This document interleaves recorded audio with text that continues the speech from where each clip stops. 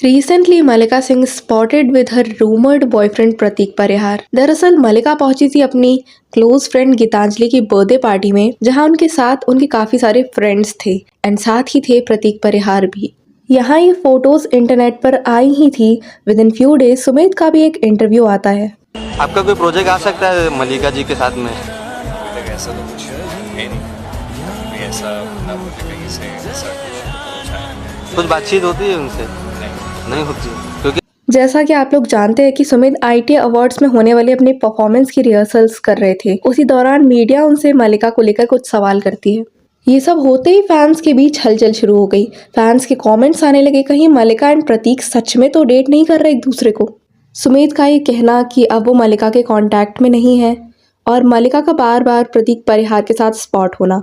बार बार इसलिए कह रही हूँ क्योंकि मलिका के बर्थडे सेलिब्रेशन में भी प्रतीक उनके साथ ही थे।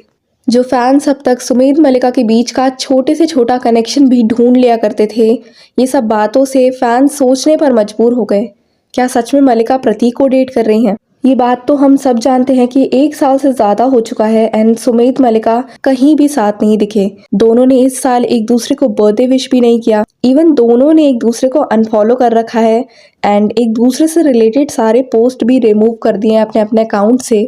जहां अब सुमित का नाम निकेत ढिल्लों से जुड़ने लगा है, वहीं मलिका का नाम जुड़ने लगा है प्रतीक परिहार से। पर ऑफिशियली सुमित मलिका दोनों ही अपने रिलेशनशिप स्टेटस के बारे में खुल के मीडिया में या कहीं भी बात नहीं करते हैं। इन दोनों का एक बहुत ही ब्यूटीफुल प्यारा सा बॉन्ड हमें ड्यूरिंग राधा कृष्ण सीरियल देखने को मिला था, जहां से इनके लाखों फैन पेजेस बन गए थे एंड इनकी जोड़ी को काफ़ी ज़्यादा एडमायर कर रहे थे लोग कि काफ़ी प्यारी जोड़ी है एंड यूनिक है, बिकॉज उनमें टीसिंग चलती रहती है एंड एक फ्रेंडशिप रिलेशनशिप वाला एक मे बी रहता है दोनों के बीच में। But now I think it's clear now कि दोनों कॉन्टैक्ट में नहीं है इवन, एंड डेटिंग तो फिर बहुत दूर की बात है। इस 1 साल के बीच में ऐसा नहीं था कि मीडिया ने उन दोनों से एक दूसरे से रिलेटेड क्वेश्चंस ना पूछे हों, बट दोनों ही इस सवाल को टाल दिया करते थे, इवन बहुत ही सिंपल वर्ड्स में कहकर, एंड एक दूसरे का नाम भी नहीं लिया करते थे किसी भी इंटरव्यू में कि कांटेक्ट में है नहीं है, आपकी जोड़ी को पसंद किया जा रहा था एंड अब क्यों नहीं है। तो दोनों एक दूसरे का नाम भी नहीं लेते एंड इंटरव्यू में सिंपल वर्ड्स में उस बात का जवाब देकर ख़त्म कर देते हैं। हम तो ऊपर ऊपर से जो देख पा रहे हैं हम उसी से कुछ अंदाज़ा लगाते हैं, बट रियल में क्या हुआ है ये कोई भी नहीं जानता है। We don't have a proper reason why we had lost their precious bond जो कि इन दोनों के बीच था, एंड आई डोंट नो अब क्यों नहीं है। I think this is the point where we need to accept the truth कि अब सुमित मलिका साथ नहीं है, and this is obvious thing.